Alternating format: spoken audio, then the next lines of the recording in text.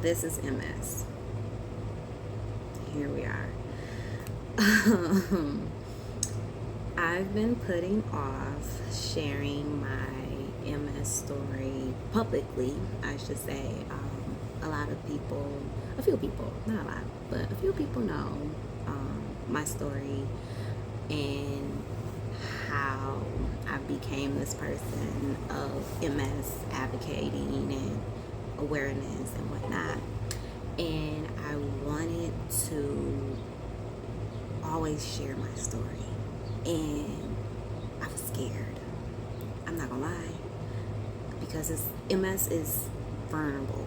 This is a very touchy topic of me. I wish that I didn't have to share this part of me at certain points. Like, I knew this was going to be something different when I had to start looking on papers and applications for jobs, and when they ask, do you have a disability?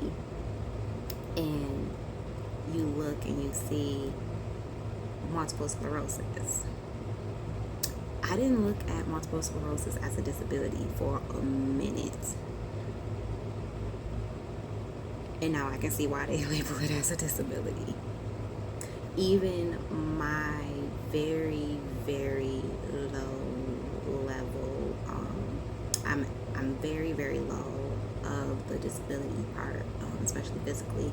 Most of my issues come from my brain, which I will talk more about, like those impacts, because one of the struggles that a lot of people don't know is that, MS attacks the central nervous system, the brain and the spine, and the lesions, the attacks can happen either in your brain or spine. Mine likes my brain. And that is the hardest thing that I have to deal with, because I am a student, I am sharp.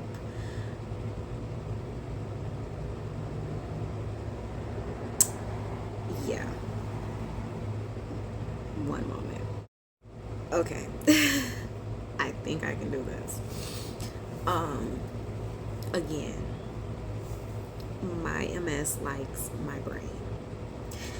And one of the struggles that I do have is realizing that processes, things are going to be different, because you do have these lesions, these blockage, all these things. So,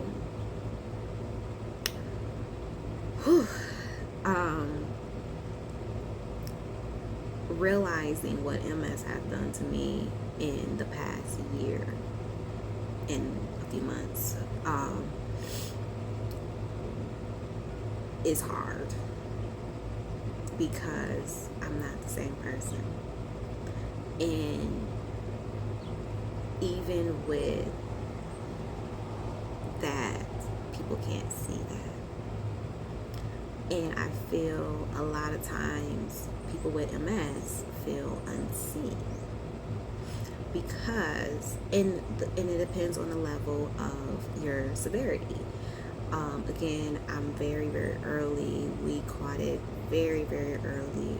I'm blessed to not have a lot of lesions on my head and in my brain and in my spine and whatnot. So I'm blessed, but it doesn't take away the fact that it still exists. It still is something that has happened. So again, my MS likes to take shop in my brain. This brain that I've nurtured, I've loved, I've spent a lot of money going into debt for, just for MS to come in and be like, you know what? You can barely remember your social security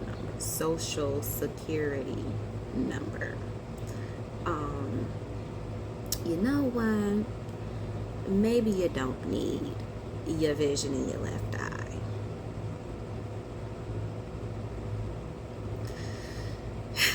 So, let's start from the beginning. March 23rd, 2021. At noon, I was in the hospital. I just went through another MRI of my brain the night before. I got an MRI of my spine because I presented at the ER with numbness from the waist down. And when I tell you numbness from the waist down, like I couldn't feel nothing. I could move, still mobile, still all of that, but like they were touching my feet, my legs, and I'm just looking at them like, I mean, I'm looking at you so I can tell that you're doing it, but I can't feel it. So, of course, me being very familiar with the medical field since the 7th grade, I know what the process is, how processes happen in the hospital, and plus I worked at a hospital, so anytime you're admitted, that means they want to do testing, which doesn't mean something is bad, they just want to follow up and do testing. So being admitted into the hospital, for testing, imaging, no big deal. I had no problem with it. Okay, cool, because I did not know what was happening. No one ever mentioned multiple sclerosis to me since 2018 to 2021. No one said anything like this could be a possibility with my headaches, my fatigue, none of it. It was really kind of like, you're a working adult, so you're gonna feel like this. So I didn't think nothing of it. And then a part of my story is the Wednesday before I went in to the emergency, I was in my doctor's office having these conversations about what's been going on, and things were just kept getting worse and worse and worse. And I'm the type of person, I don't like going to the emergency. I ain't gonna lie, I hate going to the emergency. So I would rather go see my doctor because this is someone I've been dealing with, you would think, and that you can steer me in a greater direction instead of going into the ER and having to deal with all these different people and telling them this story. Like, I didn't want to do that. So I was just trying to avoid the ER as much as possible. I was working full-time.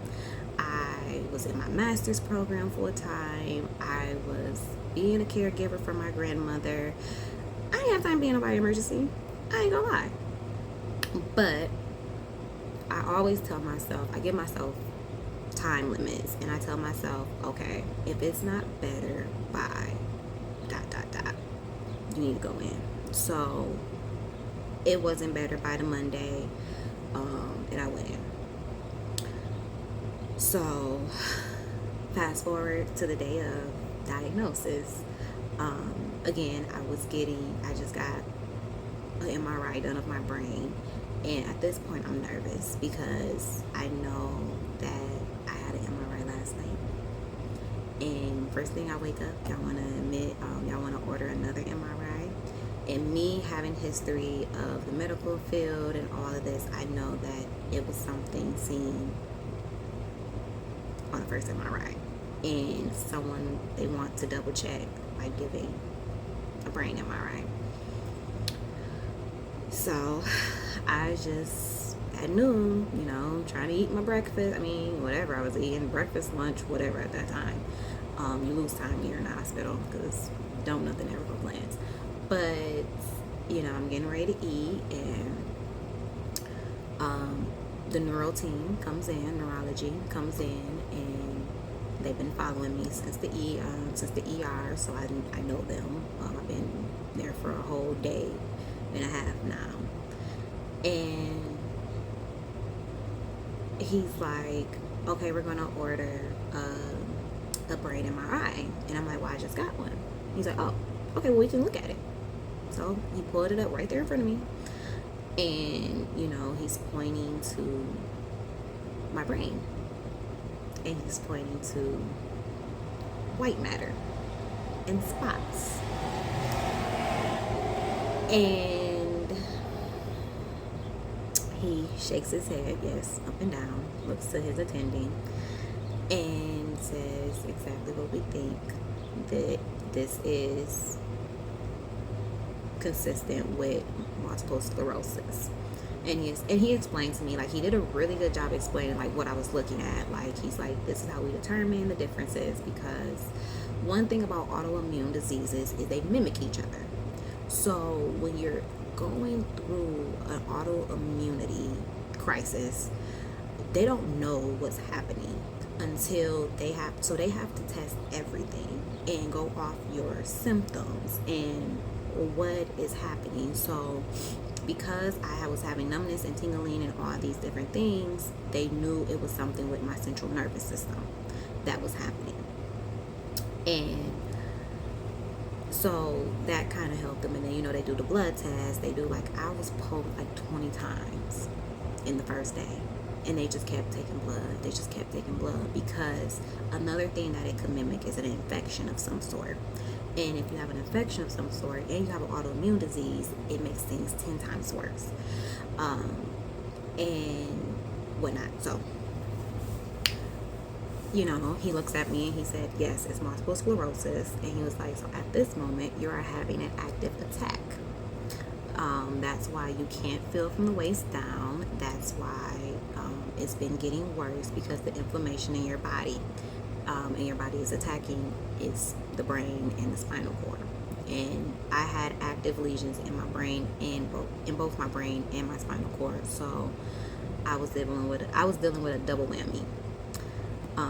He's like, we have to put you on a round of steroids. He was like, usually 3 to 7 days, depending on the person's body. It can be as early as 3 days, it can be as late as 7 days, but you gotta be on these round of steroids, 100, 1,000 milligrams, whatever. And we're gonna do it in your IV and whatever. So, he did tell me, which I was not taking it, but he was like, well, you have to be on medication for the rest of your life, so you got to get on a good DMT and blah, blah, blah, blah, blah, blah. Yeah, thank you. Okay. And then also he told me that this was not common in Black women, and typically you don't see this, and how is it very important for me to just follow up and make sure all of this stuff, right? And I'm just sitting there and I'm just absorbing at this point, because I stopped listening after he said multiple sclerosis. Like, I heard of MS probably once prior to this, because I was in my public health master's program. So I just was learning about chronic diseases, and just crazy. So that's another story though. And so yeah, so he asked if I had any questions. I'm like, nope, I just want to sit here and process. I was in a double room at the time, so my roommate, she, she's like, how are you doing? She was an older lady, and she was asking me just, how are you doing? And I'm just like, I don't even want to talk about it. Like, I don't know. I called my mentor, and my sister, and just no. Like, I don't even remember. I can't even remember what our conversations were, but it was just like, so I sat there and I thought about my life. And for people that don't know, no, MS is not terminal. Complications with MS can happen, but it's not terminal. So, and I knew that, but being 26 and you're at the height of your life. Like I was living. I was enjoying. Like the only thing that was happening in my life that I did not enjoy was the process of losing my grandmother. Sorry, airplane. But the process of losing my grandmother, that was the only thing that was going wrong in my life, really. But I was happy. And then, of course, my health. But I didn't think nothing of it. I didn't think it would result in me having an autoimmune disease. So I just sat there. And then I prayed. And then I questioned God. It was a lot of why me? Why do I have to go through this? And it was a lot of just, so what do I do? I don't know no one with MS. I don't know nothing about this disease. I don't know anything. I have no guidance. And the journey began. When I came to terms with MS, I took it on. I was proud of being like, I'm going to figure this out. I am a scientist at heart. I am a researcher at heart, so I can figure out anything, right? And I was one of those people. I was one of those people that got kind of fueled by it. Like, I'm going to conquer this. Like, this is going to be something that I'm going to conquer. Okay. Yeah, a year later, sitting like this, I don't feel like a conqueror. Dealing with losing vision in my left eye, I don't feel like a conqueror. Dealing with starting new medication, I don't feel like a conqueror. The last year and few months of my life has been so unpredictable.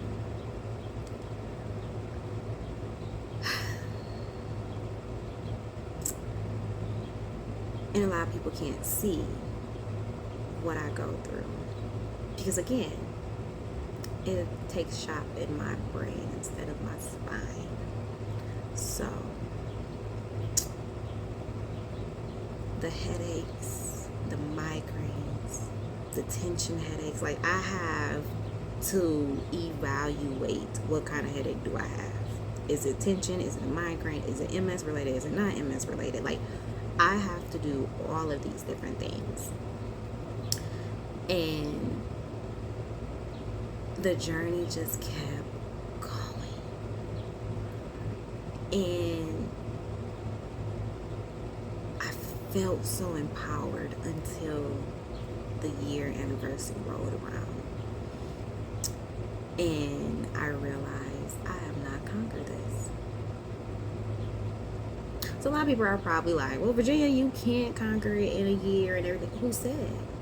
I had it in my head that I can do it. I never dealt with this. I don't know nobody with this. I don't have any connections to MS. So, failure with my year, yeah, it was hard. So that's how I got diagnosed with MS. That has been my process. I'm going to do another video about the last, 2 months of my life and how things has been altered. So I just wanted to get this video out because I've been delaying putting it out there that this is MS. This is what I've been dealing with. Here we are. I really want to thank everyone who has been in my corner and have been supporting me and speaking life into me. Having an autoimmune disease is something that tears you down from the inside out. So even though you probably can see, and when people see like I get dressed and I do something to myself and everything, I'm not looking like this. Tell y'all, it is annoying. Everything annoys me. Like today, everybody just want to be working today. Like, ugh. But anyways, I just wanted to thank everybody again who support me and speak life into me. A lot of times I don't know what I need from people, so I don't tell people what I need, and it's so hard when people are like, well, what do you need, what do you need, and it's nothing that no one can do. I think for me, a lot of my fuel comes from words of encouragement. I need to be encouraged. MS tears up my spirit, especially when it comes to the damages that it's doing to my brain, my vision, my speech, my just everything. So I just wanted to share my story and start this conversation about living with MS. And yeah, so I have no idea how to end these videos, but thank you for watching.